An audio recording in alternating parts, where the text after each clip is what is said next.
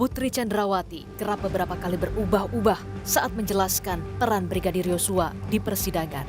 Awalnya, Putri hanya menjelaskan Brigadir Yosua hanya sebagai supir yang ditunjuk Ferdy Sambo. Saya tidak pernah menyampaikan bahwa Yosua adalah ajudan saya, tetapi di driver yang ditunjuk oleh suami saya untuk membantu saya selaku bendahara Bayangkari Pengurus Pusat. Namun, inkonsistensi pernyataan Putri soal Yosua hanya sekedar sopir belakangan berubah. Yosua disebut-sebut membantu menerima laporan keuangan Pengurus Pusat Bayangkari. Karena Yosua ini biasanya berhubungan dengan staf Bayangkari untuk menerima laporan-laporan keuangan yang dimana saya setiap minggunya harus menandatangani dan saya juga harus mengembalikan laporan tersebut kepada Ibu Kapolri. Dan Yosua harus mengembalikan melaporkan pada saudara Ibu Kapolri. Siap. Terus Dan juga Yosua membantu dalam kas operasional rumah tangga. Sebelumnya, terdakwa Eliezer mengungkap bersama para terdakwa Ricky Rizal dan Putri Chandrawati turut membersihkan barang milik Yosua untuk menghilangkan sidik jari Ferdy Sambo. Namun, kesaksian Eliezer dibantah Putri yang menyebut tidak turut membersihkan barang Yosua, namun hanya mencari dokumen Bayangkari yang disimpan Yosua. Tim Liputan, Kompas TV.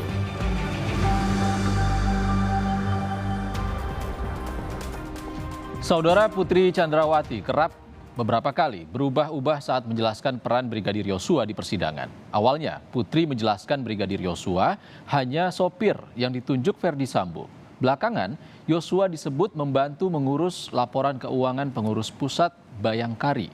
Lebih lengkap soal ini kita akan bahas bersama Ketua Indonesia Police Watch, Sugeng Teguh Santoso, dan Ahli Hukum Pidana Universitas Pelita Harapan, Jamin Ginting yang sudah bergabung di Kompas Petang. Selamat sore Pak Sugeng, Bang Jamin, salam sehat. Selamat sore Mas Iksan Sitorus dan Pak Jamin, selamat sore. Bang Jamin, kita ke IPW dulu langsung Bang. Pak Sugeng, lazim nggak sebenarnya seorang sopir ataupun ajudan seperti Yosua diminta membantu mengurus laporan keuangan ataupun menerima laporan keuangan Bayangkari? Inilah yang disebut penyimpangan-penyimpangan di dalam tugas ya. Kemudian pimpinannya yaitu Sambo itu melakukan penyalahgunaan kewenangan yang ada ya. Sebetulnya ajudan itu hanya melekat kepada seorang yang menjabat sebagai anggota Polri, pimpinan ya. Kalau kemudian kepada anggota keluarganya, ya itu pengamanan, pengawalan, ya pengawalan. Bisa sebagai sopir, ya pengawalan. Tetapi kemudian ini menjadi bagian dari keluarga. Ini satu problem di dalam tugas kepolisian sehingga bisa ada konflik of interest, ya. Kemudian terjadi batasan-batasan yang tidak jelas seperti itu. Ada penyalahgunaan wewenang dalam hal ini? Ya ada. Tugasnya seorang petugas kepolisian sejatinya itu menjalankan tugas pokok dan fungsi sebagai kepolisian. Yaitu apa? Kalau dia ajudan, dia akan melekat kepada pimpinannya, bukan kepada istrinya. Ya, baik. Karena istrinya bukan polisi. Nah, ketika dibutuhkan pengawalan, nah itu bagian pada tugas kepolisian, ya pengawalan atau pengamanan. Tetapi kemudian karena kedekatan atau segala macam, ya menjadi tugasnya bercampur-campur seperti ini. Ini yang harusnya profesionalisme harus dikedepankan, ya profesionalisme harus dikedepankan. Harusnya kuat model seperti Kuat Ma'ruf yang harusnya dilibatkan. Ya, karena Kuat Ma'ruf adalah sipil, dia bisa dilibatkan dalam urusan yang sifatnya di luar tugas kepolisian, pengamanan. Gitu. Baik, Pak Sugeng, kita ke Bang Jamin dulu. Bang Jamin, kalau dari pengakuan Putri Chandrawati yang kerap berubah soal peran Yosua, ini apa Anda melihat indikasinya? Ya, kalau saya melihat kelihatannya Joshua ini multitasking ya, jadi dia banyak memegang beberapa peran penting sebagai kepala rumah tangga. Itu juga kemarin dibantah ya. Padahal sekarang malah kelihatan begitu waktu ditanyakan dia sebagai kepala rumah tangga daripada Sambo, Ibu Pc membantah, tapi giliran sekarang dia dinyatakan sebagai kemarin supir, lalu sekarang memegang keuangan. Saya kira untuk memegang keuangan itu, kepercayaan itu nggak gampang ya. Jadi suatu kepercayaan yang luar biasa yang diberikan Ibu VC ya. Saya kira bukan hanya keuangan Bayangkari, bisa jadi keuangan-keuangan lain terkait dengan penampungan dana-dana dari mana-mana begitu. Kita kan juga tidak melihat itu. Nah inilah waktu hakim menanyakan kenapa rekeningnya namanya Ricky Rizal dan Joshua, tapi Anda yang memegang token gitu ya. Bang Ini kan Jamin. masuk dalam konteks rencana ataupun tindak pidana pencucian uang. Itu yang dikhawatirkan.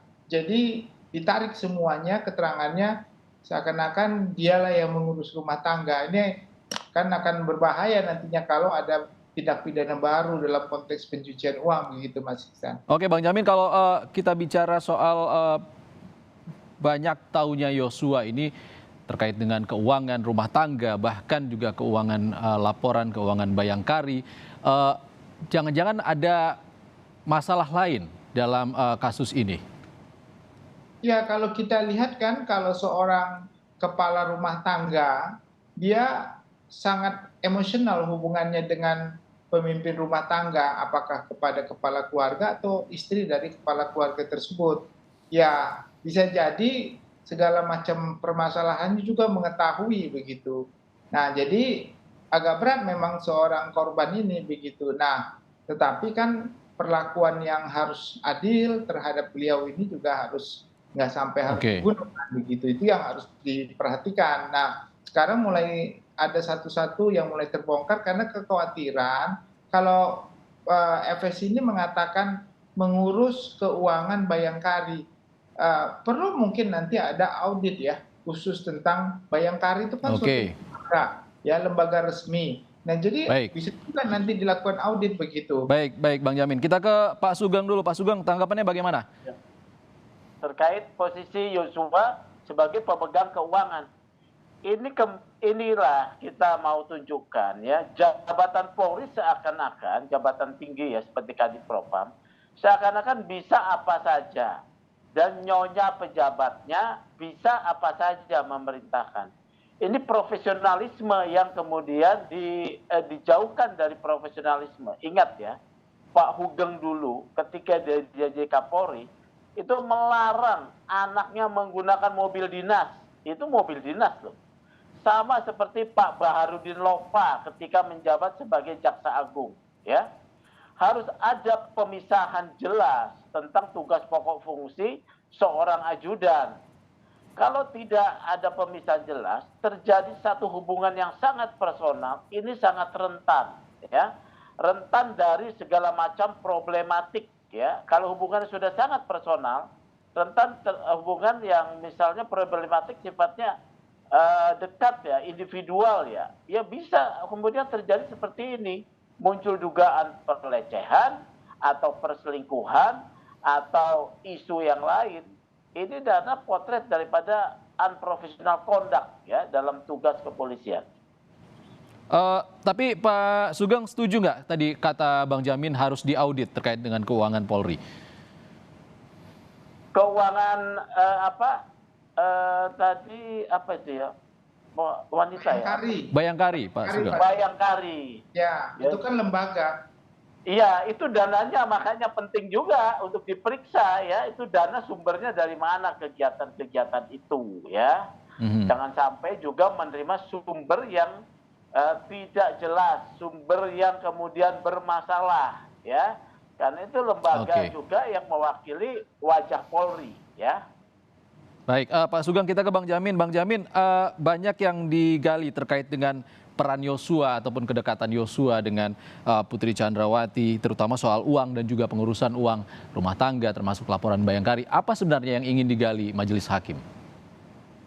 Kalau inti permasalahannya ini tentu hakim ingin melihat sebenarnya ini murni nggak pelecehan seksual seperti yang diungkapkan oleh penasihat hukumnya, atau ada motif lain dibalik dari selain pelecehan seksual, tetapi diarahkan ke pelecehan seksual karena jelas pada saat itu bukti hanya mereka berdua dan tidak ada yang lain. Kuat Ma'ruf bahkan Susi juga nggak mengatakan hal itu, begitu loh.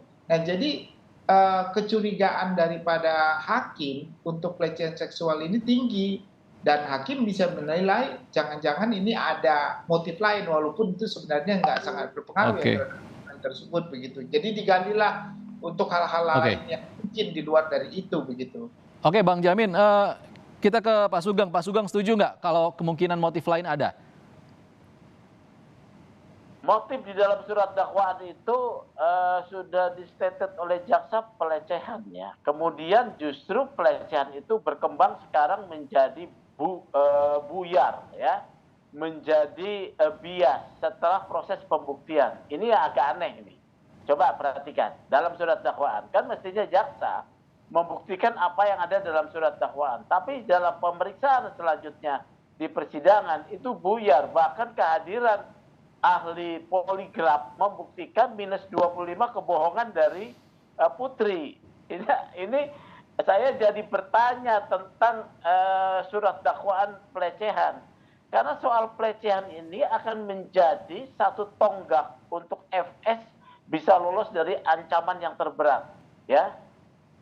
Tapi justru sekarang terbuka motif yang lain, dugaan yang lain, ya, kebohongan, pelecehan. Apakah ada perselingkuhan di sana, ya? Nah, ini yang harus digali. Apakah ada juga soal isu lain mengetahui praktek keuangan yang mungkin jumlahnya besar? Nah, itu harus digali. Kemarin dalam penyidikan kepolisian, ya itu belum digali. Oke, Pak Jamin, tentunya terkait motif ataupun putusan akhir adalah hak dari majelis hakim ke depan. Terima kasih Ketua IPW Sugeng Teguh Santoso dan Ahli Hukum Pidana Universitas Pelita Harapan, Jamin Ginting sudah bergabung di Kompas Petang. Sehat selalu. Jamin, selamat sore.